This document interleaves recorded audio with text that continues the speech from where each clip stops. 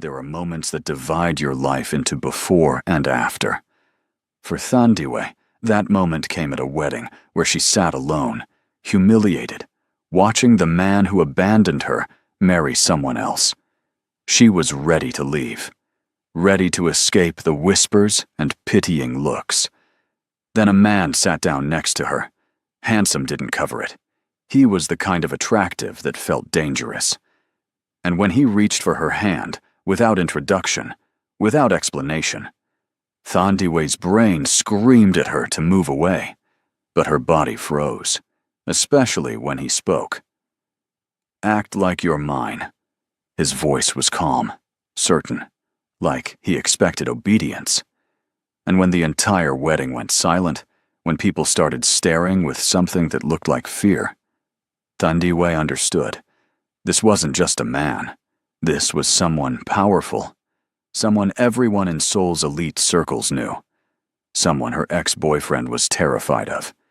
She didn't know his name, didn't know why he chose her, didn't know what game she'd just entered. But for the first time in 18 months, Thandiwe didn't feel broken. She felt dangerous, and that feeling was addictive. Thandiwe knew coming to this wedding was a mistake the moment she walked through the hotel doors. The lobby was filled with people in expensive clothes, their laughter echoing off marble floors. Everyone seemed to know everyone. She recognized a few faces from her event planning work, but none of them looked at her like they remembered. They looked at her like she was lost. She wasn't lost. She wished she was. Her phone buzzed in her clutch, her best friend Amara calling again. Thandiwe declined it. Amara had spent 2 hours this morning trying to talk her out of coming. "Girl, why are you doing this to yourself? He's not worth it. Stay home, eat ice cream, watch something ridiculous on Netflix." But Thandiwe came anyway. She told herself it was about closure, about proving she was fine, about showing Minho that he hadn't broken her when he left. She was lying to herself. She knew it. But sometimes lies were easier than the truth. The wedding hall was decorated in white and gold, roses everywhere. She had planned events like this 100 times. She knew exactly how much everything cost, how many hours of work went into making it look effortless. The irony wasn't lost on her. She used to dream Minho would marry her in a place like this. Now, he was marrying someone else. Thandiwe found a seat in the back row, away from the crowd. Her green dress stood out among all the pastels and neutrals. She'd chosen it on purpose. If she was going to show up, she wasn't going to disappear. A woman in the row ahead turned around, looked her up and down, then whispered something to her companion. They both glanced back. Thandiwe's stomach tightened. She kept her face calm. 5 years in Seoul had taught her how to ignore stares. The ceremony started. Music played. Everyone stood. The bride appeared at the end of the aisle in a dress that probably cost more than Thandiwe's car. No, wait, she couldn't think like that. She forced herself to look. Lee Yuna, 25 years old, daughter of a hotel chain owner, perfect skin, perfect hair, perfect family. Everything Thandiwe apparently wasn't. Yuna walked down the aisle on her father's arm, smiling like she'd won the lottery. Maybe she had. Minho was handsome, successful, connected. He came from a good family. He knew all the right people. He was also a coward who'd sent Thandiwe a breakup text after 3 years together. The text had been short. "I'm sorry. My family needs me to make a different choice. I hope you understand." She didn't understand. She still didn't. Yuna reached the front. Minho stood there in his tuxedo, grinning like an idiot. Like he hadn't promised Thandiwe forever just 18 months ago. Like he hadn't looked her in the eyes and said, "You're the only one I want." Thandiwe's eyes started burning. No, absolutely not. She was not going to cry at this man's wedding. More whispers around her. She caught fragments. Is that her? The African girl he used to date? I can't believe she actually came. How embarrassing. Her hands clenched in her lap. This was a mistake, a huge mistake. She should leave. Just stand up and walk out. But her body wouldn't move. Some stubborn part of her refused to run. The officiant started talking. All the usual words about love and commitment and forever. Thandiwe wanted to laugh or scream. Maybe both. Then someone sat down next to her. She didn't look at first. The ceremony had started. Everyone else was standing. Whoever it was had terrible timing. "You look like you'd rather be anywhere else," a man's voice said quietly. Deep voice. Calm. Thandiwe glanced over, then forgot how to breathe. The man next to her was possibly the most handsome person she'd ever seen in real life. Sharp jawline, dark eyes, black hair styled perfectly. He wore a black suit that fit him like it was made for his body specifically. But it wasn't his looks that made her forget to breathe. It was the way everyone in their section had suddenly gone quiet. People were staring. Not at her this time. At him. "I'm sorry. Do I know you?"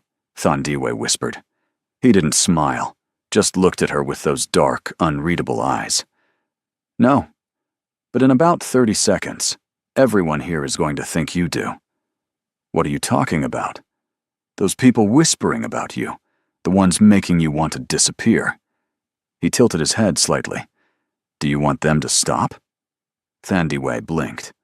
"Obviously, but I don't see how—" "Act like you're mine." She stared at him. "Excuse me?" Before she could process what was happening, he reached over and took her hand. Just like that. His fingers wrapped around hers, warm and steady. The whisper stopped. Just completely stopped. Thandiwe looked around. Every single person who'd been gossiping was now staring with wide eyes. The woman in front of her looked like she'd seen a ghost. "What's happening?" Thandiwe whispered. "They know who I am," the man said simply. "And now they think you're with me, which means they won't bother you anymore." "Who are you?" "Someone they're afraid of." That should have scared her. It really should have. But his hand felt solid and real, and for the first time since she walked into this wedding, she didn't feel completely alone. "Why are you helping me?" she asked. "Maybe I like ruining people's assumptions." His thumb brushed against her knuckle. "Or maybe I need a favor too. We can discuss it later. For now, just sit here and let me hold your hand." This was insane. Thandiwe should pull away, thank him politely, and maintain her dignity on her own. But his hand felt nice, and everyone had stopped whispering. So she let him hold her hand, while her ex-boyfriend married someone else. The ceremony continued. Thandiwe barely heard any of it. She was too aware of the stranger next to her, the weight of all those stares, the way her heart was doing something complicated in her chest. When the officiant said, "You may kiss the bride," Thandiwe looked away. She focused on a flower arrangement to the left of the altar, counted the roses. 23, 24, 25. "Breathe," the man next to her said quietly. She realized she'd been holding her breath. She let it out slowly. "I'm fine," she whispered. "I know. But breathe anyway." Everyone started clapping. The ceremony was over. Minho and Yuna walked back down the aisle as husband and wife. When they passed Thandiwe's row, Minho's eyes caught hers. His smile faltered. Just for a second. Then he saw the man next to her. Saw their joined hands. Minho went pale. Yuna tugged him along, oblivious. But Minho kept looking back, his expression somewhere between shocked and terrified. The stranger next to Thandiwe smiled. It wasn't a nice smile. "Friend of yours?" he asked. "Ex-boyfriend. Obviously." "Ah, the groom. That explains why you looked like you wanted the ground to swallow you whole." "I didn't look that bad." "You looked exactly that bad." He stood up, still holding her hand, and gently pulled her to her feet. "Come on, reception time. That's when this gets interesting." Thandiwe should definitely let go of his hand now. They were standing. The ceremony was over. Whatever strange rescue mission this was could end. But he was right. The reception was going to be worse. At the ceremony, people just watched. At the reception, they'd talk to her, ask questions, pretend to be friendly while sharpening their knives. "I don't even know your name," she said. "Kwak Tai-yun." He said it like she should recognize it. She didn't. "I'm Thandiwe Moyo." "I know." "How do you know?" He didn't answer. Just started walking toward the reception hall, still holding her hand, moving through the crowd like he owned the place. People jumped out of his way. Okay, that was weird. Really weird. If you're enjoying this drama so far, drop a comment and let me know what you think. I read every single one, and your thoughts mean everything. Stick around because this story is about to get wild. The reception hall was even more elaborate than the ceremony space. Round tables with silk cloths, centerpieces that probably cost a fortune, a live band setting up in the corner. Thandiwe had been to dozens of weddings like this. She never got used to how much money people spent on one day. Tai-yun led her to a table near the front, not the back, not hidden away, right where everyone could see. "We're sitting here?" Thandiwe asked. "We are. But this is for family and close friends. I was invited. So were you, apparently." He pulled out her chair. Thandiwe sat down because she didn't know what else to do. Her brain was trying to catch up with everything happening. Tae-yun sat next to her, completely relaxed, like crashing someone's wedding reception in the VIP section was normal for him. "Okay, you need to explain what's going on," Thandiwe said. "Right now. Who are you? Why is everyone acting like you're royalty or something?" "Or something," Tae-yun agreed. "That's not an answer. I own several businesses in Seoul. My family is well known. These people," he gestured vaguely at the room, "want things from me. Connections, deals, opportunities. So they pay attention when I show up places. And when you show up holding someone's hand, they pay even more attention." A waiter appeared with champagne. His hand shook slightly as he set the glasses down. He bowed to Tai-yun, deeper than necessary, and hurried away. "He's afraid of you," Thandiwe observed. "Probably." "Why?" Tai-yun picked up his champagne glass, studied it. "Does it matter?" "Yes, it matters. You can't just grab a stranger's hand and expect them to play along without explaining why waiters look at you like you might kill them." He laughed, actually laughed. It transformed his whole face. "I'm not going to kill anyone, today at least. That's not funny.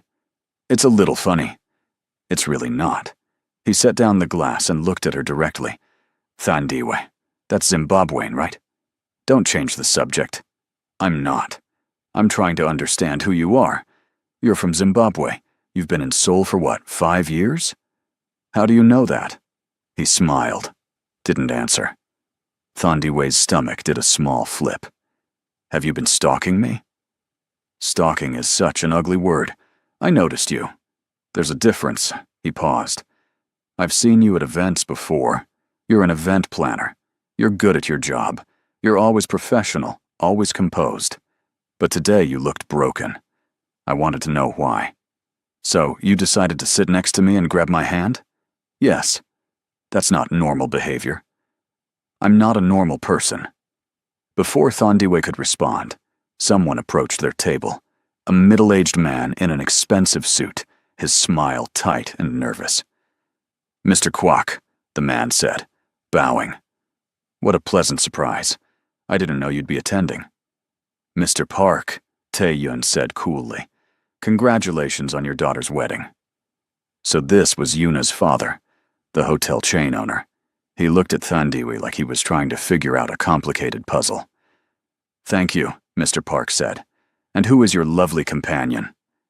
"This is Thandiwe," Tae-yun said before she could answer. "We came together." Mr. Park's expression flickered. Confusion, maybe concern. "I see. How wonderful. I hope you both enjoy the reception." He backed away. Actually backed away, like he didn't want to turn his back on Tai-yun. "Okay, that was bizarre," Thandiwe said once he was gone. "That was normal. In what universe is that normal?" Tai-yun leaned back in his chair, completely at ease. In my universe, people are careful around me. They want my approval. They definitely don't want my disapproval. And grabbing my hand gives you what, exactly? Protection from the 5 women here whose families want them to marry me. Thandiwe blinked. What? See the woman in the blue dress? Her father owns a construction company. He's been trying to arrange a meeting between us for 6 months. The one in pink? Her mother is on the board of 3 hospitals. She's been not so subtly suggesting her daughter and I would make a good match. He pointed out 3 more women scattered around the room. All of them are here today, hoping I'll notice them. Now, I've shown up with you, which means they'll back off. For a while, anyway. So I'm your shield. And I'm yours. Fair trade, don't you think? Thandiwe had to admit, it was kind of brilliant. And the women he pointed out were all watching their table with obvious frustration. You could have asked first, she pointed out. Would you have said yes? Probably not. Exactly. He picked up his champagne again. Sometimes it's better to ask forgiveness than permission. That's a terrible philosophy. It's worked well for me so far. The band started playing. People began moving around, chatting, laughing. The bride and groom made their entrance to applause. Thandiwe tried not to watch Minho, but it was hard when he kept glancing at her table. He's scared, Tae-yun observed. Of what? Me. He recognizes me. He knows what it means that you're sitting here. And what does it mean? Tae-yun smiled that not quite nice smile again. That you're under my protection. That anyone who hurts you will have to deal with me. A shiver ran down Thandiwe's spine, not entirely from fear. Dinner was served. Multiple courses, each one more elaborate than the last. Thandiwe picked at her food. She wasn't hungry. She was too busy trying to figure out what game she'd accidentally become part of. Tae-yun ate slowly, perfectly polite, but she noticed his eyes constantly moving, watching the room, tracking people, like he was always aware of everything happening around him. You're paranoid, she said. Cautious. Same thing. Not even close. Halfway through dinner, Minho appeared at their table. Thandiwe's stomach dropped. She'd known this was coming. Of course he'd come over. Of course he'd want to talk. Thandiwe, Minho said. His smile was forced. I'm glad you could make it. Liar. He looked the opposite of glad. Congratulations, Thandiwe said. Her voice came out steady. Good. Minho's eyes darted to Tae-yun, then back to her. I didn't know you were bringing someone. Why would you know? We're not exactly in touch. Right, of course. He shifted his weight. I just thought you'd be here alone. Well, I'm not. Minho looked at Tae-yun again, waiting for an introduction, probably. Tae-yun just looked back, silent, unsmiling. The silence stretched out, got awkward. Minho's ears turned red. I should get back to Yuna, Minho finally said. But maybe we could talk later. Catch up? I don't think so, Thandiwe said. Right, sure, of course. Minho backed away, just like Mr. Park had. Like Tae-yun was something dangerous he didn't want to provoke. Once he was gone, Thandiwe let out a breath she didn't know she'd been holding. That was your ex, Tae-yun said, not a question. Yep. He's an idiot. Yep. You're better off. I know. Tae-yun turned to look at her properly. Then why did you come today? Thandiwe stared at her untouched plate. I don't know. Maybe I needed to see it. To make it real. He's actually married to someone else. It's actually over. It was over when he sent you that pathetic breakup text. She looked up sharply. How do you know about that? I pay attention. That's creepy. That's thorough. He leaned forward slightly. Thandiwe, I'm going to be honest with you. I didn't sit next to you today just to help you out. I figured. I have a proposition. Here we go. Hear me out. He glanced around the room.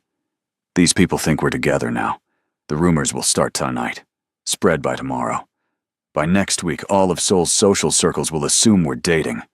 Okay, So we tell them we're not. Or we don't. Thandiwe frowned. What are you suggesting? A mutually beneficial arrangement. We pretend to date. For, say, 1 month. You get the satisfaction of your ex seeing you've moved on with someone successful. You get access to my social circle, which could help your event planning business, and I get those marriage-hungry families off my back for a while. You want a fake date? Yes. That's ridiculous. That's practical. Thandiwe laughed. She couldn't help it. This is not a K-drama. People don't actually do this in real life. I'm doing it right now. The question is whether you'll join me. She should say no. Obviously. This was weird and complicated, and probably a terrible idea. But she looked across the room and saw Minho watching them again. Saw the concern on his face, the confusion, maybe even jealousy. And she felt something she hadn't felt in 18 months. Powerful. I need to think about it, she said. Fair enough. Tae-yun pulled out his phone, typed something, then showed her the screen, his contact information. Think fast. The offer expires when this reception ends. Why the time limit? Because by tomorrow, people will be talking. It's easier to commit to the story now than to try to build it later. He had a point. A weird, manipulative point, but still a point. The reception continued around them. Speeches, toasts, the first dance. Thandiwe watched it all in a daze. Her brain kept circling back to Tae-yun's offer. 1 month. That wasn't long. She could handle 1 month. And her business was struggling. She'd lost 3 major clients in the past 2 months. Contracts canceled at the last minute. No explanations given. Having access to Tae-yun's network could change everything. But something felt off about all of this. Too convenient. Too perfect. Why me? She asked suddenly. Tae-yun had been watching the dance floor. He turned to her. What? Why me specifically? You could have sat next to anyone today. Could have grabbed any woman's hand. Why mine? He was quiet for a moment. Then he said, You looked like you needed saving. That's not an answer. It's the one you're getting. For now. The reception started winding down. Guests began leaving. The bride and groom made their rounds, thanking people for coming. When Yuna and Minho reached their table, Yuna smiled brightly at Tae-yun. Mr. Kwok, thank you so much for coming. It's an honor to have you here. She completely ignored Thandiwe. Congratulations, Tae-yun said politely. He didn't stand up. Yuna's smile wavered slightly. I hope you enjoyed everything. Daddy spared no expense. I noticed. Minho was staring at Thandiwe again. She met his eyes steadily.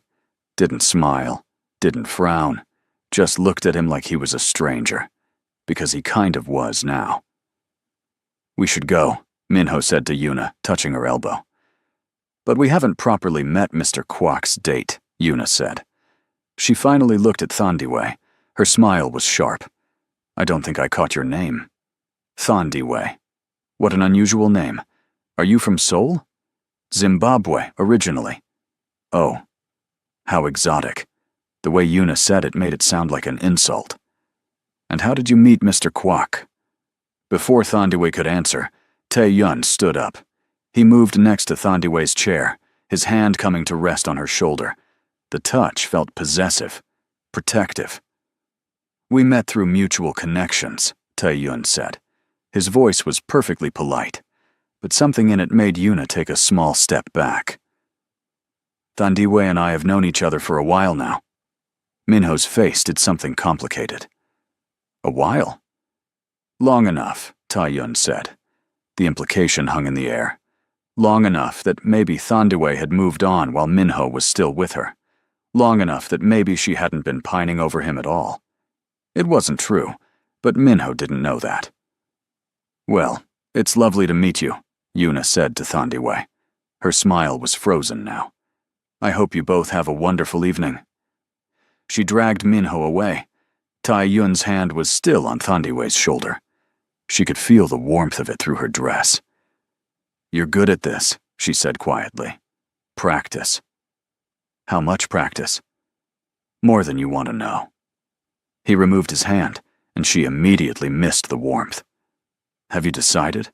Thandiwe looked around the reception hall one more time, saw the wealth, the power, the people who'd whispered about her earlier, now watching her with curiosity instead of contempt. Saw Minho across the room, his new wife on his arm, but his eyes still tracking Thandiwe. She pulled out her phone and saved Tai Yun's contact information. 1 month, she said. 1 month, he agreed. And we need rules, boundaries. This is business, not real. Of course. I'm serious, Tae-yun. This can't get messy. He smiled. I promise you, Thandiwe, whatever this gets, messy is the least of your concerns. That should have warned her off. Should have made her delete his number and walk away. But she didn't. Instead, she shook his hand like they were sealing a business deal. His grip was firm and warm, and sent electricity up her arm. I'll call you tomorrow, he said. We'll discuss the details. Fine. He walked her to her car. Actually walked her through the hotel, through the lobby, all the way to the parking garage. People stared the entire way. Phones came out. Pictures were definitely being taken. At her car, Tae-yun opened her door for her. You don't have to do that, Thandiwe said. People are watching. Might as well give them a show. Right. A show. That's all this was. She got in her car. He closed the door gently, leaned down to her open window. Drive safe, he said. Then he was gone, walking to his own car, a sleek black thing that probably cost more than she made in a year. No, she wouldn't think like that. Thandiwe sat in her car for a full 5 minutes before starting the engine. What had she just agreed to? Her phone rang. Amara, she answered. Hey, girl, did you just agree to fake date a potentially dangerous crime lord? Thandiwe froze. How do you know about that already? Because you're trending on Instagram. There are literally 12 posts about you and Kwak Tai-yun at that wedding. Who is he? What's happening? Why didn't you tell me you knew him? I don't know him. I just met him today. Amara made a strangled sound. You met him today, and you're fake dating him? Thandiwe. It's complicated. Obviously it's complicated. Do you know who he is? Did you even Google him? No, should I? Yes. Oh my God, yes. I'm sending you links. Read them. Tonight. Before you do anything else. Amara, you're overreacting. I'm really not. Just read the articles. Call me after. I'll be up. She hung up. 30 seconds later, Thandiwe's phone buzzed with incoming messages. Links, articles, photos. She clicked the first one. Her stomach dropped. Kwak Tai-yun wasn't just a businessman. His family owned half of Seoul's nightlife district. They had connections to politicians, judges, police. There were rumors, allegations. Nothing proven, but enough smoke to suggest fire. Some articles called him a legitimate businessman trying to distance himself from his family's past. Others called him the most dangerous man in Seoul. Thandiwe sat in her car, reading article after article, watching her nice, simple fake dating plan turn into something much more complicated. Her phone buzzed again, a text from an unknown number. Sleep well, Thandiwe. Tomorrow, your life changes. It was from Tai-yun. She stared at the message for a long time. Then she started her car and drove home, wondering what she'd just gotten herself into. Thandiwe didn't sleep. She spent the entire night reading everything she could find about Kwak Tai-yun and his family. The more she read, the worse it got. His grandfather had built an empire in the 1970s. Nightclubs, bars, entertainment districts. Money came from everywhere and nowhere. By the 1990s, the Kwak family name meant power in Seoul, the kind of power that made politicians nervous and police look the other way. Tai-yun's father had expanded the business, made it look legitimate, opened restaurants, invested in real estate, donated to charities. But the rumors never stopped. Then Tai Yun took over 5 years ago when his father died. Young, smart, educated abroad. Some articles painted him as a reformer, trying to clean up the family business. Others suggested he was just better at hiding the dirt.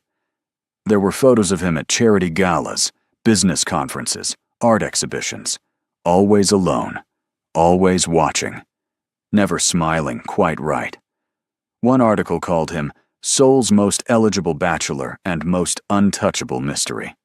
Another said, women want him, men fear him, and nobody really knows him. Thandiwe closed her laptop at 4 a.m. and stared at her ceiling. What had she done? Her phone buzzed. A text from Tai Yun.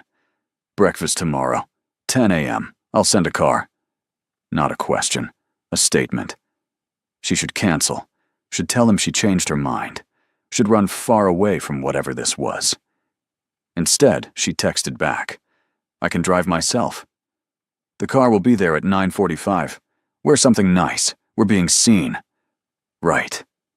Being seen. Because this was all performance. She tried to sleep but kept seeing Minho's face when he saw her with Tai Yun. The shock. The concern. Maybe even regret. That felt good. It shouldn't, but it did. At 9:30, Thandiwe stood in front of her closet having a crisis.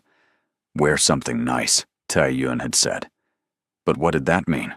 Nice for a casual breakfast, or nice for a performance? She settled on a yellow sundress and white sneakers. Casual, but put together. Her natural hair was in twists she'd done 2 days ago. They still looked good. At exactly 9:45, her doorbell rang. She opened it to find a man in a black suit standing there. Young, serious face, earpiece in one ear. A bodyguard. Miss Moyo, he said with a slight bow. I'm here to drive you to meet Mr. Kwok. I can drive myself, Mr. Kwok insisted. Of course he did. The car was black and expensive looking. Not a limo, thank God. Just a very nice sedan. The bodyguard opened the back door for her. Thandiwe got in and immediately felt out of place. The interior was all leather and wood. It smelled expensive. They drove through Seoul in silence. The bodyguard didn't try to make conversation. Thandiwe watched the city pass by and wondered if she was making the biggest mistake of her life. They pulled up to a restaurant in Gangnam. Not a huge, flashy place. Actually kind of small and understated. But there were already photographers outside. Thandiwe's stomach flipped. Why are there cameras? Mr. Kwok is news, the bodyguard said simply. Always. Great, just great. The bodyguard got out first, opened her door. The cameras immediately started clicking. Flashes everywhere. Thandiwe stepped out trying to look calm, like this was normal. Like she had photographers following her all the time. The bodyguard led her inside. The restaurant was beautiful. Traditional Korean design mixed with modern touches. Only a few tables. Very private. Tai Yun sat at a table by the window. He stood when he saw her. He was wearing casual clothes. Black jeans, white shirt, no tie. He looked different than yesterday. Softer somehow. But his eyes were just as watchful. You came, he said. You sent a car and a bodyguard. Didn't feel like I had much choice. You always have a choice. Do I? He smiled slightly. Sit. Let's eat first. Then we'll argue about free will. The table already had food. Lots of food.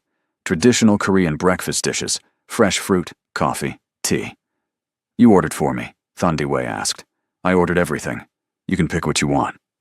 She sat down. This is a lot. I didn't know what you liked. You know enough about me to send a car to my apartment, but not what I like for breakfast. I know where you live and where you work, and that you've been in Seoul for 5 years. I don't know if you prefer rice or bread in the morning. That's weirdly specific knowledge to have about a stranger. We're not strangers anymore. We're dating, remember? Right. Dating. Fake dating. Thando picked up a piece of fruit. Those photographers outside, you called them? No, but I knew they'd be here. How? Because I'm always news. Where I go, what I do, who I'm with, it's constant. He poured her tea. You need to decide now if you can handle that. Handle what? Cameras. Questions. People digging into your life. Comments online. Some of them will be cruel. Thandiwee's hand tightened on her chopsticks. Because I'm black. Yes. At least he was honest about it. I've lived in Seoul for 5 years, she said quietly. I know what people think. I've heard the comments, had the stares, been refused service at restaurants, followed in stores, asked where I'm really from when I speak Korean. And you stayed anyway. I love this city. I'm not letting ignorant people chase me away from a place I love. Tae-yun studied her. You're tougher than you look. You have no idea. They ate in comfortable silence for a while. The food was incredible. Thandiwe tried a little of everything. So what's the plan? She asked finally. How does this fake dating thing actually work? We're seen together regularly. Dinners, events, casual outings. I introduce you to my business circle. You come to important functions as my date. We act like a couple in public. And in private. In private, we're business partners. Clear boundaries. No confusion. That should have reassured her. It didn't. For 1 month, she said. 1 month. Then we stage a quiet breakup. Very amicable. We stay friends. No drama. And in that month, you help my business? I'll introduce you to people who need event planners. The rest is up to you. I can open doors. You have to walk through them. Fair enough. What do you get out of this besides avoiding marriage-minded families? Thandiwe asked. Tae-yun set down his tea. Honestly, a break. Everyone in my life wants something from me. Business deals, favors, connections, marriage alliances. You're the first person in years who didn't approach me wanting anything. I didn't approach you at all. You sat next to me. Exactly. You didn't even know who I was. Do you know how rare that is? Thandiwe could imagine. So, I'm your escape from your life. And I'm yours from your past. We're using each other. But honestly. No lies. She appreciated the honesty, even if the situation was absurd. Okay, she said. I'm in. For 1 month. But we need rules. Name them. No kissing. He raised an eyebrow. We might have to kiss. For appearances. Her face got hot. Fine. For appearances only. Nothing else. Agreed. No lying to each other, even if we're lying to everyone else. Agreed. And when this is over, we end it cleanly. No mess. No hard feelings. Of course. He held out his hand across the table. Deal? She shook his hand. His grip was firm, warm. Something electric passed between them. Thandiwe pulled her hand back quickly. Just business, she reminded herself. Just 1 month. After breakfast, Tae-yun walked her outside. The photographers were still there. More of them now. Smile, Tae-yun said quietly. Look happy. Thandiwe smiled. It felt fake, but probably looked real enough. Tae-yun opened the car door for her. Before she got in, he touched her cheek. Just briefly. A gentle, intimate gesture. The cameras went crazy. Thandao's heart hammered. Was that necessary? Very, he said. Then he smiled, and this time it looked real. I'll call you later. We have a function tomorrow night. I'll send dress options. I can pick my own dress. I know, but I'm sending options anyway. He closed her door. The car pulled away. Thandiwe looked back. Tae-yun stood on the sidewalk, hands in his pockets, watching her leave. The photographers swarmed him, but he ignored them. Her phone started buzzing before they'd gone 2 blocks. Amara calling. Thandiwe answered. Hey, girl, you're on the internet, like everywhere. Breakfast with Kwak Tae-yun? He touched your face? What is happening? We're fake dating. Yes, you said that yesterday. But it looks very real in these photos. That's the point. Thandiwe, I'm worried. Did you read the articles I sent? All of them. And you're still doing this? It's 1 month, Amara. 1 month of fancy dinners and getting my business back on track. Then it's over. Or you end up in over your head with a man whose family is connected to half the crime in Seoul. You're being dramatic. I'm being realistic. Just please be careful, okay? I'm always careful. No, you're always stubborn. There's a difference. After Amara hung up, Thandiwe scrolled through social media. Amara wasn't exaggerating. She and Tae-yoon were everywhere. Mystery woman has breakfast with Seoul's most eligible bachelor. Who is Thandiwe Moyo? Kwak Tae-yoon spotted with African beauty? The comments were mixed. Some people thought she was pretty. Others asked who she was. And some she made the mistake of reading the bad ones. Gold digger. What does he see in her? She doesn't belong in his world. Probably just a fling. He'd never seriously date someone like her. Thandiwe closed the app. She'd known this would happen. Had prepared herself for it. It still hurt. That night, a package arrived at her apartment.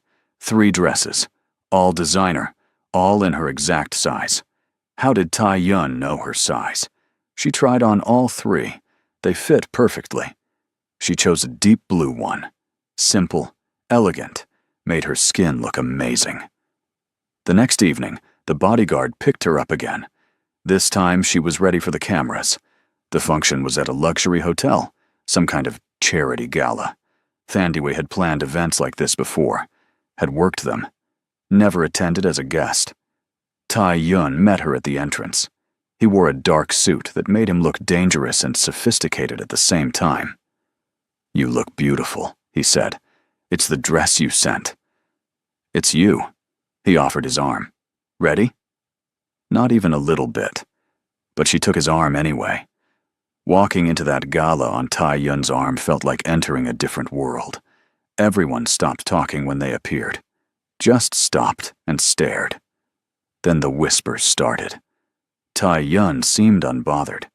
He guided her through the room, introducing her to people whose names she'd only seen in newspapers. CEOs, politicians, artists, old money families. Everyone was polite to her face, but she felt the judgment underneath. Thandiwe plans luxury events, Tae-yoon told a woman who owned a chain of department stores. She's the best in Seoul. The woman looked Thandiwe up and down. Really? I've never heard of you. I usually work behind the scenes, Thandiwe said smoothly. I prefer letting the events speak for themselves. How modest. The woman's smile was cold. And how did you meet Tae-yoon? Through mutual friends, Tae-yoon said before Thandiwe could answer. His hand pressed against the small of her back. Possessive. We've known each other for a while. The woman's eyes narrowed. How interesting. I didn't know you had friends, Tae-yoon. I'm full of surprises. They moved on. Thandiwe's head was spinning from all the names and faces. That woman hated me, she said quietly. She hates everyone. Don't take it personally. Her daughter is one of the women who wants to marry you, isn't she? Very perceptive. They stopped at the bar. Tae-yoon ordered champagne. While they waited, a man approached. Older, distinguished looking. He smiled at Tae-yoon, but it didn't reach his eyes. Tae-yoon, good to see you. Mr. Cho. Tae-yoon's voice went cooler. I heard interesting rumors about you. Seems they're true. Mr. Cho looked at Thandiwe. You must be special. Tae-yoon doesn't bring dates to these things. I'm very lucky, Thandiwe said. Indeed. Mr. Cho's smile sharpened. Your family must be pleased, Tae-yoon. I'll have to ask your grandmother about it. Something shifted in Tae-yoon's expression. My grandmother's opinions are her own. Of course. Still, family is important. Don't you agree? Completely. The tension between them was thick enough to cut. Mr. Cho finally walked away. Who was that? Thandiwe asked. Someone who should mind his own business. He mentioned your grandmother. She's complicated. You'll meet her eventually. Probably sooner than I'd like. That sounded ominous. The evening continued. Dinner was served. Speeches were made. Thandiwe sat next to Tai Yun at a table with people who barely acknowledged her existence, except for one woman. She sat across from them, stunning in a red dress, and stared at Tai Yun like Thandiwe was invisible. "Park Hye-jin," the woman finally said, looking at Thandiwe. "And you are?" "Thandiwe Moyo." "What an unusual name. Are you a model?" "Event planner." "Oh." Hye-jin's tone suggested event planner was code for something less respectable. "How nice." Tae-yun's hand found Thandiwe's under the table, squeezed gently. "Stay calm," the gesture said. "Hye-jin's father owned several pharmaceutical companies," Tae-yun said. "They've been trying to partner with my business for years." "We're still hoping you'll consider it," Hye-jin said sweetly. "Daddy thinks we'd work well together, in business, and otherwise." "Oh, so this was one of the marriage candidates. I'm sure your father is disappointed then," Thandiwe said. "Since Tai-yun and I are together." Hye-jin's smile went sharp. "Are you? I hadn't heard anything about you until 2 days ago. That seems very sudden." "We kept it private," Tai-yun said. "How romantic." Hye-jin didn't sound like she thought it was romantic at all. "Well, I hope you enjoy your time in Seoul, Thandiwe. I'm sure it's very different from wherever you're from." "Zimbabwe. And I've been in Seoul for 5 years. I'm not visiting." 5 whole years. How permanent." The way Hye-jin said it made it clear she thought 5 years was nothing. The dinner finally ended. Thandiwe's jaw hurt from smiling through all the barely concealed hostility. Tai-yun walked her outside. The night air felt good after the stuffy ballroom. "That was exhausting," Thandiwe said. "You did well." "Hye-jin hates me." "Hye-jin hates everyone who isn't her. Don't worry about it." "Easy for you to say. She wasn't looking at you like you were dirt." Tae-yun stopped walking, turned to face her. "Listen to me. These people will judge you no matter what you do. You could be perfect, and they'd find something to criticize. It's not about you. It's about them protecting their world from outsiders. And I'm the ultimate outsider." "Yes. Which makes you interesting, threatening. They don't know what to do with you." "Lucky me," he smiled. "You're tougher than all of them combined. They just don't know it yet." Something warm bloomed in Thandive's chest. She pushed it down. This was fake. He was being nice because that was the arrangement. The car pulled up. Before Thandiwe could get in, a flash went off. Then another. Paparazzi, hiding across the street. "Ignore them," Tai-yun said. But more flashes came. Questions shouted. "Mr. Kwok, who is your girlfriend? How long have you been together? Is it serious?" Tae-yun's bodyguards materialized from nowhere, creating a barrier. But not before Thandiwe heard one photographer yell something in Korean. She didn't catch all of it, but she heard enough. Something about her skin color. Something crude. Tae-yun heard it too. His whole body went rigid. He turned, took one step toward the photographer. The man went pale, actually stumbled backward. "Get in the car," Tae-yun said to Thandiwe. His voice was ice. "Tae-yun, now." She got in the car. Through the window, she watched Tai-yun say something to the photographer. She couldn't hear the words, but the man's face went from pale to terrified. Tai-yun got in the car next to her. "Drive," he told the bodyguard. They pulled away. Tai-yun stared out the window, his jaw tight. "What did you say to him?" Thandiwe asked quietly. "That if he ever speaks about you like that again, he'll find his camera and his career at the bottom of the Han River. You can't threaten people." "I didn't threaten him. I made a promise." The cold certainty in his voice sent a shiver down her spine. This was the other Tai-yun, the one people feared. "I can handle ignorant photographers," she said. "You shouldn't have to." They rode in silence for a while. Then Tai-yun said, "I'm sorry. I should have prepared you better for how ugly it might get. I told you, I've lived here for 5 years. I'm used to it. Being used to cruelty doesn't make it acceptable. Thandiwe looked at him. Really looked at him.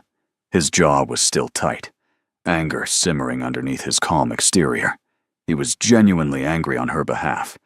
When was the last time someone had defended her like that?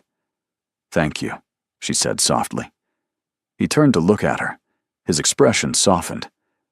"You don't have to thank me for basic human decency. In my experience, basic human decency is rarer than it should be."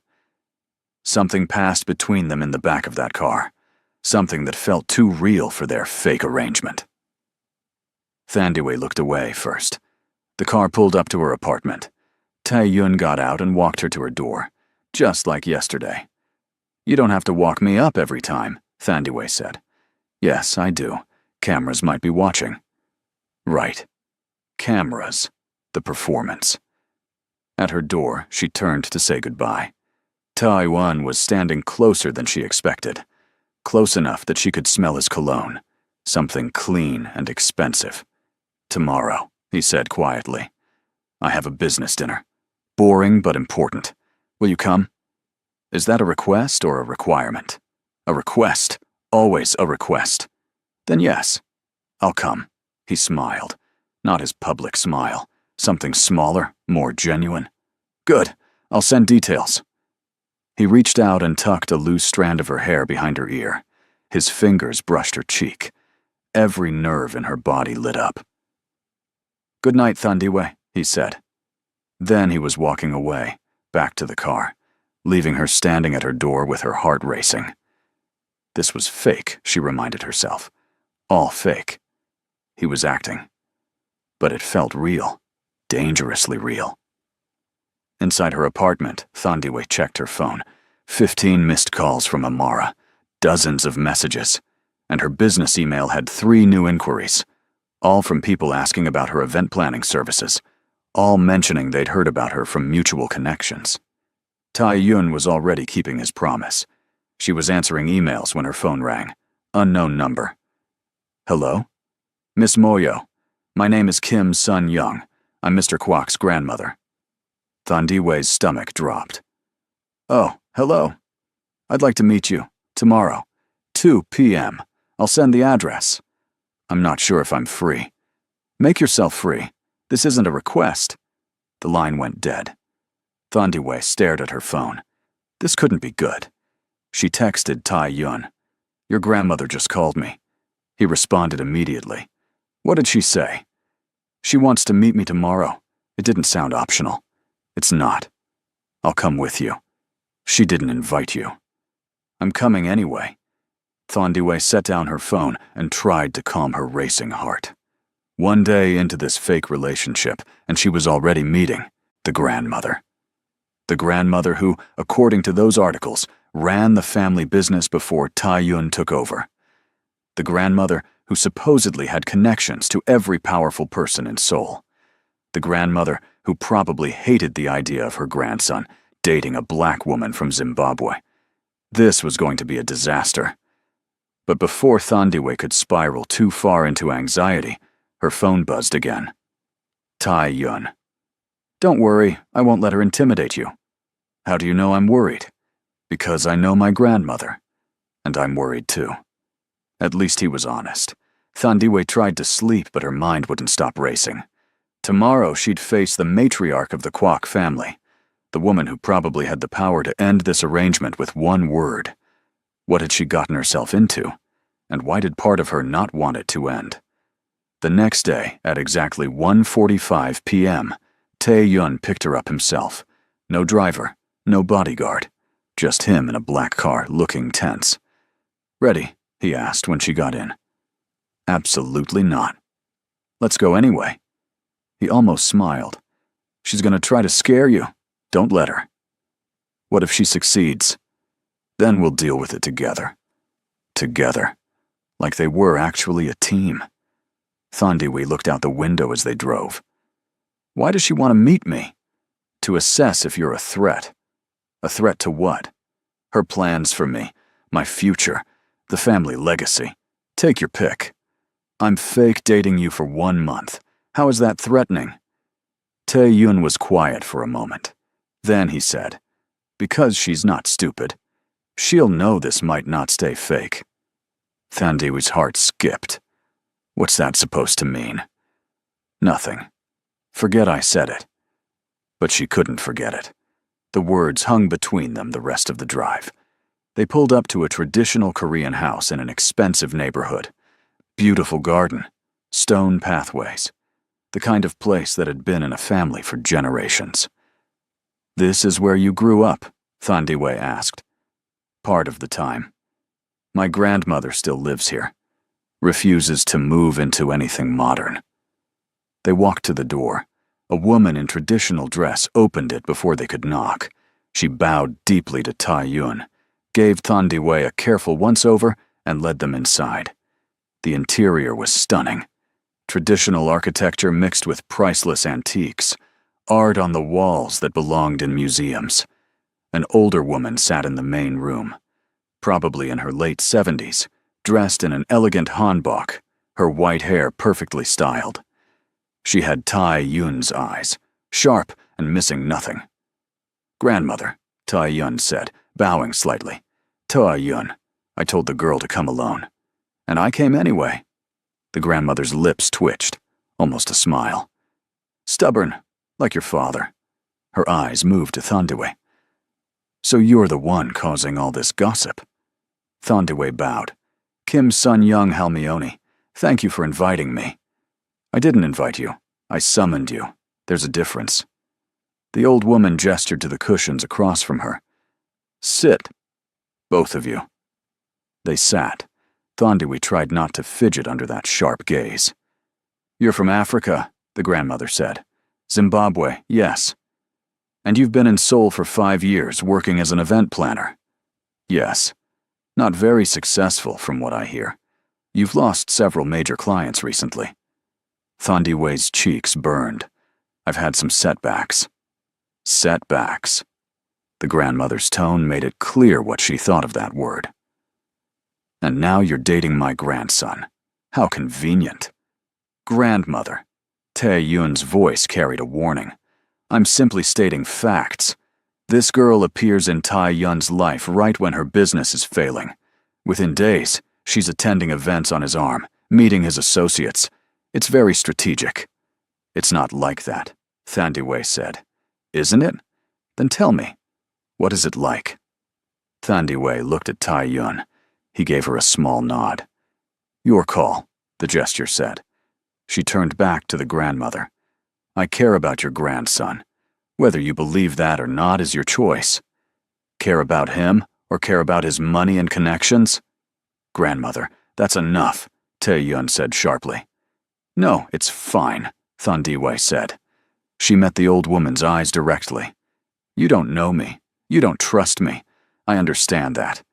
But I'm not using Tae-yun. I'm not some gold digger looking for a rich husband. Then what are you looking for? Good question. What was she looking for? Honestly, I don't know yet. But I know I make him smile. And from what I can tell, not many people do that. The grandmother's expression shifted. Just slightly. You're bold. I'll give you that. I've had to be. Being a black woman in Seoul requires boldness every single day. I imagine it does. The grandmother was quiet for a moment. Then she said, My grandson is important, not just to this family, but to many people in Seoul. His choices matter. Who he associates with matters. I understand. Do you? Do you understand that dating him makes you a target? That people will try to use you, hurt you, manipulate you to get to him? Thandiwe thought about the photographer last night, the cruel comments online. Hyejin's barely concealed hostility. I'm starting to, she said quietly. The grandmother's expression softened a fraction. You seem like a nice girl, smart, hard-working, but nice and smart aren't enough in this world. What is enough? Strength, steel, the ability to stand in fire and not burn. The old woman looked at Tae-yun. Does she have that? Yes, Tae-yun said without hesitation. She does. The certainty in his voice made Thandiwe's heart do something complicated. The grandmother stood. We'll see. Time reveals all truths. She looked at Thandiwe. You may come to family dinner on Sunday. 6 p.m. Don't be late. It wasn't an invitation. It was a command. Thank you, Thandiwe managed. The grandmother walked out without another word. Tai Yun stood, helped Thandiwe up. They walked back to the car in silence. Once inside, Thandiwe let out a breath she'd been holding. That was terrifying. You did well. She hates me? She doesn't hate you. She's just protecting me, in her own harsh way. Does she know this is fake? Tae Yun started the car. I honestly don't know. My grandmother sees more than she should. They drove for a while. Then Thandiwe said, Sunday dinner with your family. That wasn't part of the deal. I know. You don't have to go. She'll think I'm weak if I don't. Probably. Then I'm going. Tae Yun glanced at her. You don't have to prove anything to her. Yes, I do. To her. To all those people at the gala. To myself. She looked at him. I'm not running away just because things get hard. He smiled. A real smile. Okay then. Sunday dinner. Fair warning, my father will be there. My uncle. My younger sister. They're all complicated in different ways. Wonderful, I can't wait. He laughed. Actually laughed. The sound filled the car and made something warm spread through Thandiwe's chest. This was still fake, she reminded herself. Still just business. But every day, that felt less and less true. And that scared her more than Tai Yun's grandmother ever could. The days before Sunday dinner passed in a blur. Thandiwe attended 2 more events with Tai Yun, a gallery opening where she met 3 potential clients, a business lunch where she actually enjoyed herself despite the constant stares. Her phone rang constantly now. Event inquiries, interview requests from magazines. Even a small television show wanted her to talk about wedding planning trends. Her business was exploding, all because of Tai Yun. But something else was happening too, something she hadn't planned for. She was starting to look forward to seeing him, not for the business benefits, not for the revenge against Minho, who'd apparently seen all the photos and tried to call her twice. She ignored both calls. She looked forward to seeing Tae Yun because he made her laugh, because he listened when she talked, because when they were alone in the car between events, he dropped the cold businessman mask and became someone real, someone she actually liked. That was a problem. On Saturday night, Amara came over with wine and concern. You're falling for him, Amara said, pouring them both a glass. Don't even try to deny it.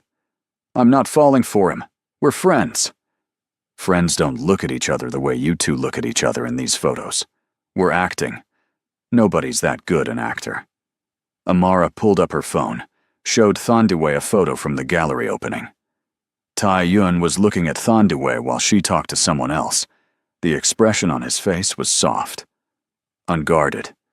Thandiwe's heart squeezed. That doesn't mean anything. It means everything. Thandi, what happens in 3 weeks when this arrangement ends? We go back to our normal lives. And you're okay with that? Thandiwe sipped, her wine. I have to be okay with that. This was never real. We both agreed. Agreements change. Feelings change. Not in 3 weeks. Amara gave her a look. You really believe that? Thandiwe didn't answer, because honestly, she didn't know what she believed anymore. Sunday arrived too quickly. Thandiwe changed outfits 4 times before settling on a simple black dress. Conservative, but elegant. She wanted to make a good impression. Why did she care so much about impressing Tae Yun's family? This was fake, temporary. It shouldn't matter. But it did. Tae Yun picked her up at 5:30. He looked nervous. Actually nervous. She'd never seen him nervous before. That bad? She asked as she got in the car. My family is complicated. My father is cold. My uncle is calculating. My sister is the only normal one, and even she has her moments. What about your grandmother? She'll be watching everything. Every word, every gesture, every interaction. No pressure then. He glanced at her. We can still cancel. Say you're sick. And prove I'm weak? Absolutely not. That made him smile. Stubborn. You're one to talk. The drive to his grandmother's house felt shorter this time, or maybe Thandiwe just wished it was longer. They walked in together. Tai Yun's hand found the small of her back, a gesture that was becoming familiar, comforting. The dining room was formal, traditional, a long table set with expensive dishes. Tae-yun's father sat at the head. He was an older version of Tae-yun. Same sharp features, same intense eyes, but harder, colder. Next to him sat a man who had to be the uncle. Similar features, but calculating eyes that assessed Thandiwe like she was a business deal. A young woman around Thandiwe's age sat across from them, pretty, fashionable, watching Thandiwe with open curiosity. The sister, and at the other end, the grandmother, observing everything. Father, Tae-yun said with a slight bow. Uncle Minho, Ji-woo. He gestured to Thandiwe. This is Thandiwe. Welcome, the father said. His tone was neutral, giving nothing away. Thank you for having me, Thandiwe said, bowing politely. Sit, the grandmother commanded. They sat. Thandiwe next to Tae-yun, across from Ji-woo. Dinner was served immediately. Multiple courses, traditional Korean dishes. Thandiwe knew how to use chopsticks, had practiced for years, but her hands still felt clumsy under all those watching eyes. So, Thandiwe, the uncle said, Tae-yun tells us you're an event planner. Yes, I specialize in luxury weddings and corporate events. Interesting career choice, competitive field. Very competitive. But I enjoy the challenge. I'm sure you do. And you met Tae-yun how exactly? Here it was, the interrogation. Through mutual connections, Thandiwe said, repeating the line they'd practiced. What connection specifically? Tae-yun's hand found hers under the table, squeezed. Does it matter? Tae-yun said. We met. We connected. That's what's important. I'm simply curious, the uncle said. It's unusual for you to bring someone to family dinner. You've never done it before. Because I've never met anyone worth bringing before. The table went quiet. Ji-woo grinned. Oh, this is getting good. Ji-woo, behave, the grandmother said sharply. I'm just saying, it's nice to see Appa actually interested in someone. Usually he treats dates like business transactions. This is a business transaction, the father said coldly. He's using her to deflect marriage proposals from appropriate families. Thandu's stomach dropped. Tae-yun's whole body went rigid. Careful, father. I'm stating facts. This girl appears out of nowhere. Within a week, she's all over the media with you. It's strategic, calculated. Very unlike you to choose someone so publicly unsuitable. Father. Tae-yun's voice was ice, but Thandiwe stood up.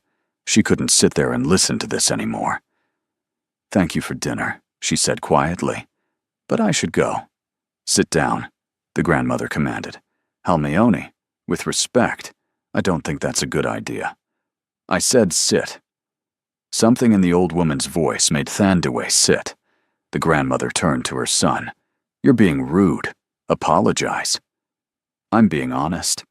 You're being cruel. There's a difference. The grandmother looked at Thandiwe. My son is protective of Tae-yun. Too protective. He forgets Tae-yun is a grown man who can make his own choices. Even bad choices, the father said. Enough, Tae-yun said. He stood up, pulled Thandiwe to her feet. We're leaving. Tae-yun, don't be dramatic, the uncle said. Dramatic? You invited her here to insult her, to test her, to see if you could break her. Tae-yun's voice was controlled fury. Well, congratulations. You're all exactly as terrible as I told her you'd be. Ji-woo stood up too. Oppa, wait. I'm sorry. They're being horrible.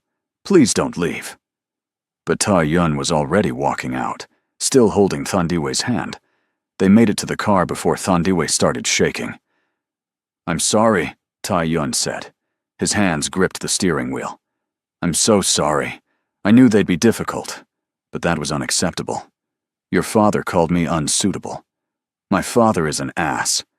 He thinks this is fake. Tae-yun went very still. What? He said you're using me to deflect marriage proposals, that it's strategic, calculated. Thandiwe looked at him. He's right, isn't he? That's exactly what this is. Tae-yun didn't answer, and his silence hurt more than his father's words. Take me home, Thandiwe said quietly. Thandiwe, let me explain. There's nothing to explain. Your father said it perfectly. I'm a business transaction, a strategy. I knew that going in. I just forgot for a while.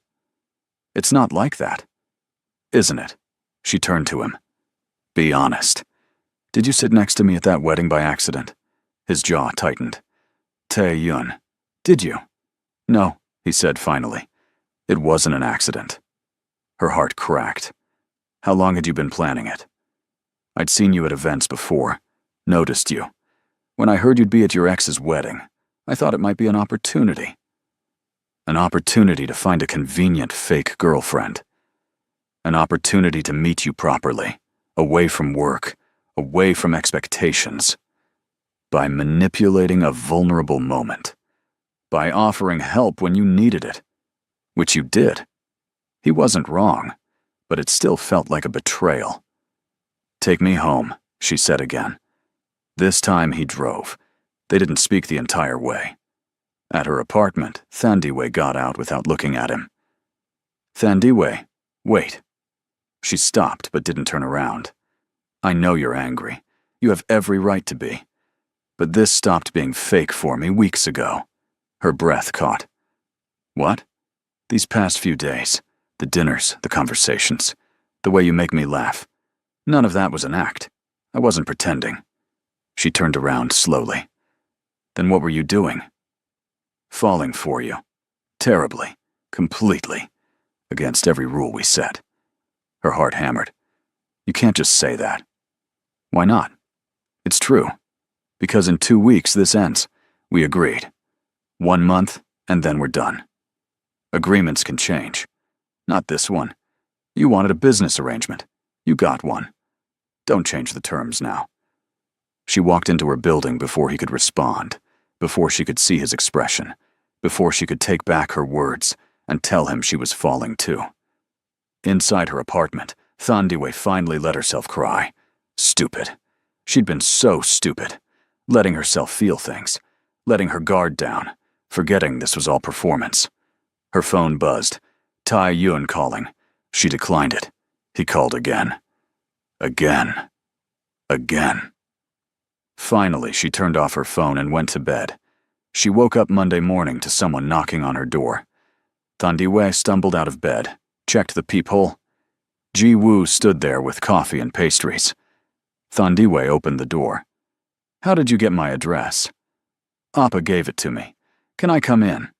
I come bearing apology, coffee, and explanations. Against her better judgment, Thandiwe let her in. Ji-woo looked around the apartment. Nice place. Small, but nice.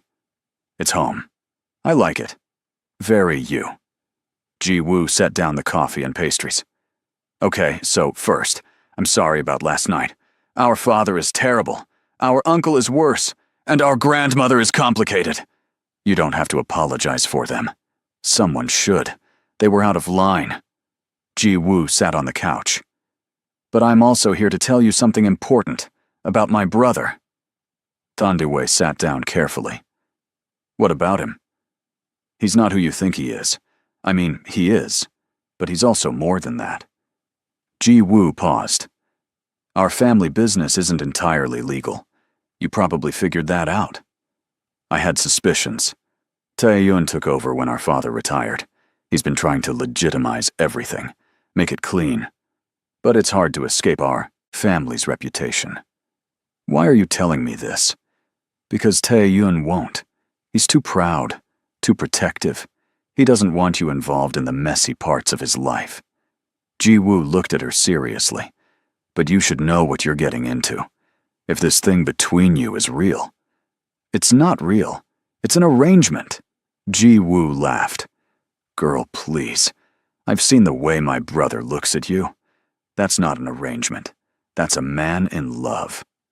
Thandiwei's chest tightened. He can't be in love with me. We barely know each other. Sometimes knowing happens fast. Sometimes you just recognize someone. That's romantic nonsense. Maybe. But I saw Appa's face when you left last night. He looked destroyed. I've never seen him look like that over anyone. Thandiwei didn't know what to say to that. Ji-woo stood up. Look, I'm not trying to pressure you. If you want to end this arrangement, that's your choice. But don't end it, because our family is terrible. End it, because you actually want to. Not because you're scared. After Ji-woo left, Thandiwei sat alone with her coffee and too many thoughts. Was she scared? Yes. Absolutely. Terrified. But of what exactly? Of getting hurt? Of falling for someone whose world was dangerous and complicated? Or of admitting she'd already fallen? Her phone rang. She turned it back on after Ji-woo left. Unknown number. Hello. Miss Moyo, my name is Detective Park. I'd like to ask you some questions about Kwak Tai-yun. Thandiwei's blood went cold. What kind of questions? The kind better discussed in person. Can you come to the station this afternoon? Am I in trouble? Not yet. But you might be if you're not careful. He hung up. Thandiwei stared at her phone. A detective. The police wanted to talk to her about Tai-yun. This was bad. Really bad. She called Tai-yun. He answered on the first ring. Thandiwei, thank God. I've been trying to reach you all night. A detective just called me. Detective Park. He wants to ask me questions about you. Tai-yun swore. Don't go. Don't talk to him. I can't ignore the police. Yes, you can. Trust me on this. Detective Park has been trying to find anything he can use against my family for years. He'll twist whatever you say. Tae-yun, what's going on? What aren't you telling me? Silence. Tae-yun. Where are you? I'm coming over. We need to talk, really talk, about everything. 20 minutes later, Tae-yun arrived. He looked like he hadn't slept. His hair was messy, his shirt wrinkled. He looked almost human. Tell me everything, Thandiwei said once they were inside. Right now. No more secrets. He ran his hands through his hair. My family built their fortune on illegal businesses. Gambling, nightclubs, protection. My grandfather and father were criminals, basically. Very successful criminals, but criminals. And you? I inherited everything when my father retired 5 years ago. I've been trying to clean it up. Make it legitimate. But it's complicated. People don't want to let go, including some members of my own family. Your uncle? He thinks I'm weak, that I'm destroying everything they built. He's been fighting me every step. And Detective Park? He wants to bring down our family. He's not wrong to want that. We've done terrible things. But I'm trying to change that, and he doesn't believe me. Thandiwei processed this. So dating me, being seen with me, does that help you somehow? It makes me look normal, settled, less threatening, which gives me room to make changes without as much scrutiny. So I am a strategy. You were, he stepped closer. But that changed. You changed everything. How? Because you're real. You don't want anything from me except honesty. You challenge me. You make me want to be better. Not for the business, not for my reputation. For you. Her heart was racing. Tai-yun. I know this is complicated. I know my world is dangerous. I know I'm asking too much. But I need you to know that what I feel for you is real. Completely real. We agreed 1 month. Then let's renegotiate. To what? To something real. Actually dating. No performance. No arrangement. Just you and me figuring this out. Thandiwei wanted to say yes. Every part of her wanted to say yes. But reality crashed back in. There's a detective investigating you. Your family hates me. Your uncle thinks you're weak. People online call me a gold digger every day. This isn't a fairy tale, Tae-Yun. This is real life. Complicated, messy, dangerous real life. I know. But I also know I don't want to go back to my life before you. The loneliness, the constant performance, never trusting anyone. You barely know me. I know enough. I know you're brave and stubborn and kind. I know you make me laugh. I know when I'm with you, I feel like I can actually breathe. Thandiwe's eyes burned. This is crazy. Completely crazy. It might not work. Probably won't. Your family will make my life hell. Absolutely. So why would I agree to this? He smiled. That soft, genuine smile that transformed his whole face. Because maybe, possibly, you feel the same way I do. Did she? Was that what this feeling was? This terrifying, exhilarating, consuming thing in her chest? Before she could answer, his phone rang. He ignored it. It rang again. And again. Finally, he looked. "It's Ji-Woo. Something's wrong," he answered. Listened. His face went pale. "I'll be right there." He hung up. "I have to go. There's been an incident at one of the clubs. Someone got hurt. How badly?" "Badly enough that the police are involved. I'm sorry. I have to deal with this." "Go. Be safe." He paused at the door. "This conversation isn't over." "I know." He left. Thandiwe stood in her apartment, her mind spinning. An incident. Police. Someone hurt. This was Tae-Yun's world. Violence and danger and police investigations. Could she really be part of that? Her phone rang again. Detective Park. This time she answered. "Miss Moyo, have you reconsidered my offer to talk? What do you want to know?" "How much do you know about Kwak Tae-Yun's business activities?" "Not much. We've only been dating a few weeks." "Dating? Is that what you call it?" His tone was skeptical. "Miss Moyo, I'll be direct. Kwak Tae-Yun is under investigation. So is his family. Anyone close to him will be scrutinized. That includes you." Fear crawled up her spine. "I haven't done anything illegal. Not yet. But association with the Kwak family has destroyed careers, reputations, lives. I'm offering you a way out. Talk to me. Tell me what you've seen, what you know." "I don't know anything." "I think you know more than you realize. Think about it, Miss Moyo. When this investigation goes public, and it will, do you want to be standing next to him or far away from the blast radius?" He hung up. Thandiwe sat down heavily. The detective's words echoed in her head. Destroyed careers, reputations, lives. She'd worked so hard to build her business. 5 years in Seoul, fighting for every client, every opportunity. One association with a criminal investigation could destroy all of it. But walking away from Tae-Yun meant walking away from the first person in years who made her feel something real.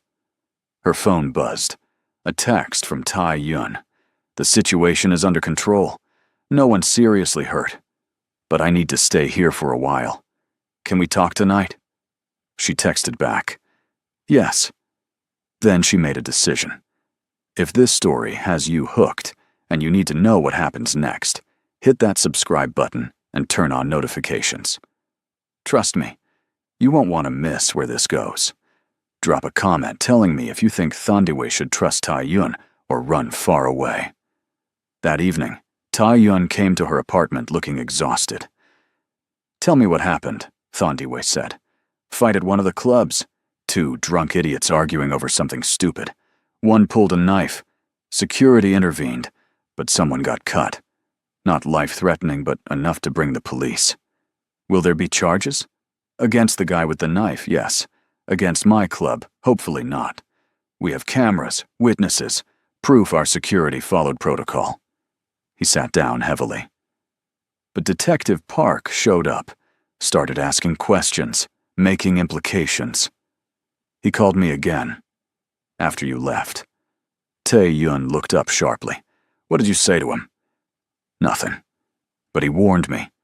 Said associating with you could destroy my career, my reputation, my life. He's not wrong. I know. They sat in silence. Finally, Thandiwe said, I need you to be completely honest with me. Are you doing anything illegal right now? Currently, actively, today? No, I swear. Everything I run now is legitimate, clean, legal. But your family's past isn't. No. And some people in my organization wish we'd go back to the old ways. My uncle especially. He's been fighting me on every change. Could he be doing something illegal without you knowing? Tae Yun's jaw tightened. It's possible. Likely, even. I've been trying to root out the corruption, but it's deep. Generational. So, even if you're clean, your family name isn't. Exactly. Thandu stood up, paced her small living room. I need to think about this. Really think. I understand. Do you? Because my entire life is in Seoul. My business, my apartment, my friends. If this investigation becomes public, if my name gets connected to it, I could lose everything. As a black woman in this city, I already face enough discrimination. Adding criminal association to that. She shook her head. I might have to leave Korea entirely. I would never let that happen. You can't control it. That's the point. You're trying to clean up your family's mess, but you don't fully control it. Your uncle is working against you. The police are investigating. Someone at that club tonight had a knife. This isn't theoretical danger, Tae Yun. This is real. He stood up. You're right. About all of it. My world is dangerous, messy, complicated, and you deserve better than that. Her heart squeezed. That's not what I'm saying. Isn't it? You're saying you might have to leave Korea because of me, that your career could be destroyed because of association with me. That's not fair to you. Life isn't fair. No. But I can be. I can make the right choice here. He moved toward the door. I'll release a statement tomorrow. Say we broke up. Amicably. You'll be free of association. Detective Park will leave you alone. Your business will be safe. Tae Yun, wait. He stopped. Is that what you want? She asked quietly. What I want doesn't matter. What's safe for you matters. I'm asking what you want. He turned around.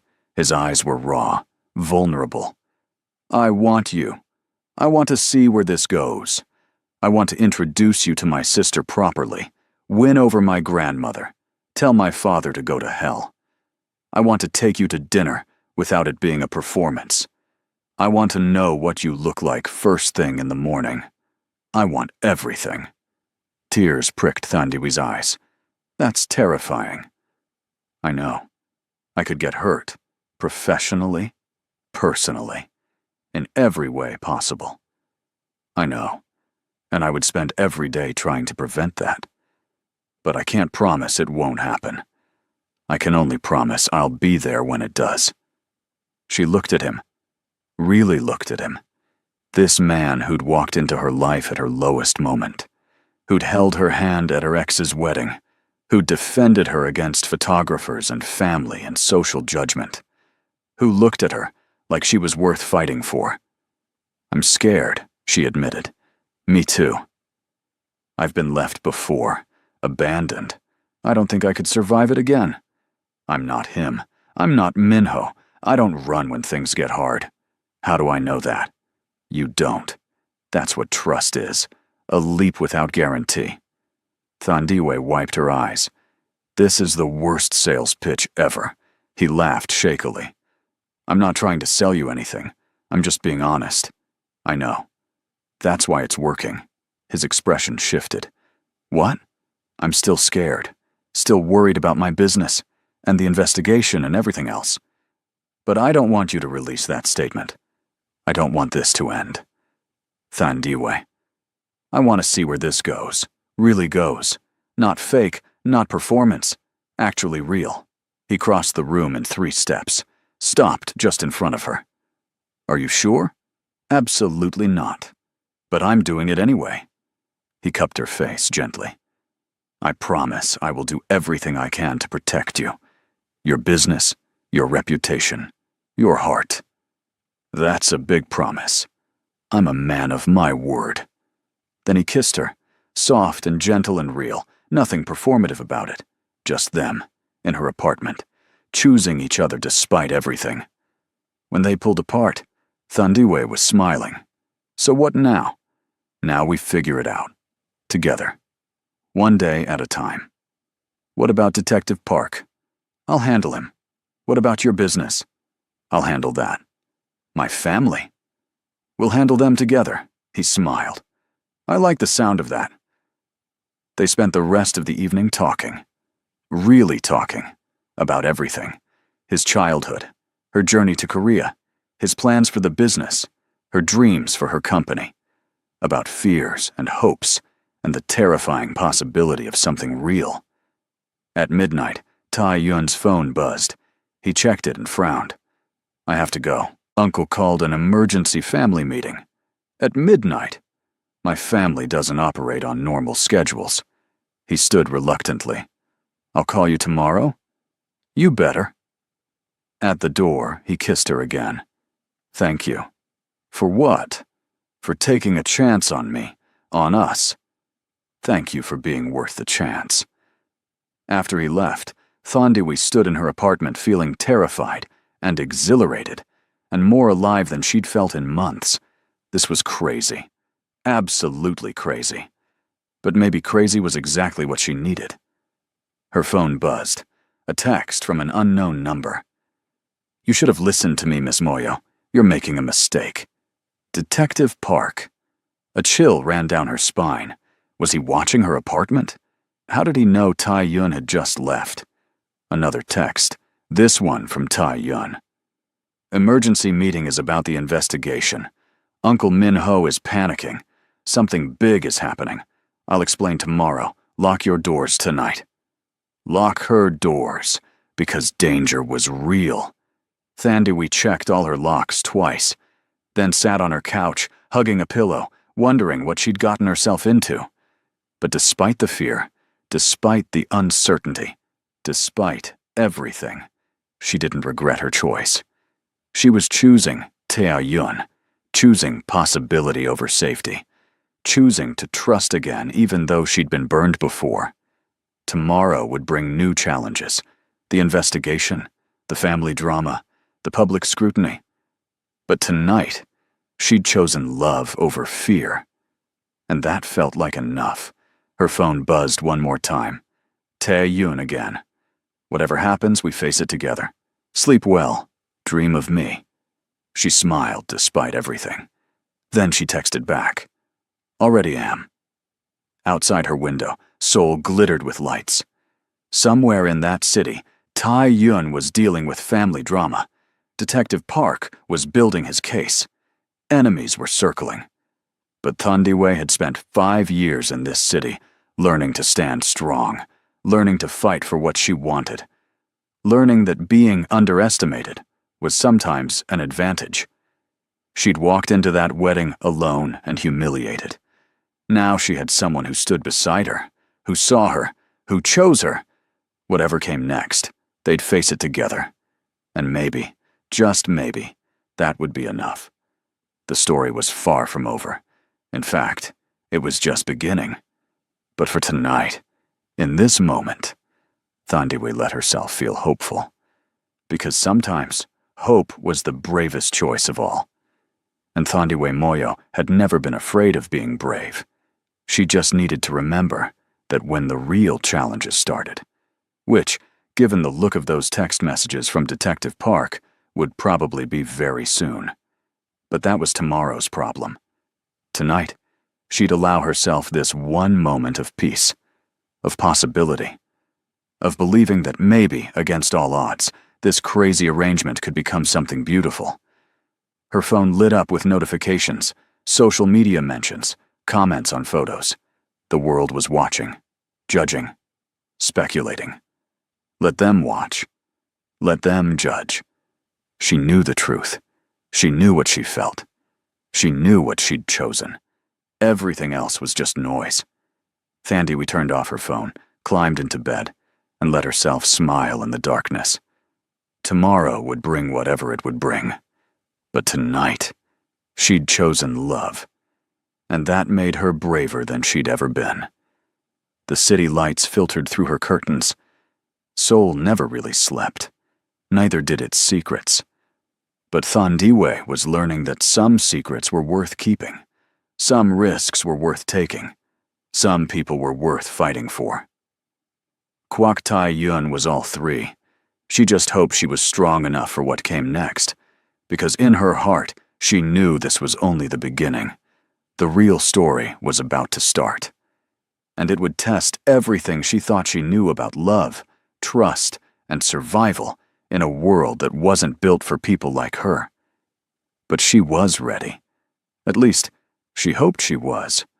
Only time would tell. And in Seoul, time revealed all truths. She just had to be ready when it did. If you made it this far, you're obviously invested in Thandiwe and Tae-yun's story. Do me a favor and subscribe so you don't miss new stories. See you in the next one.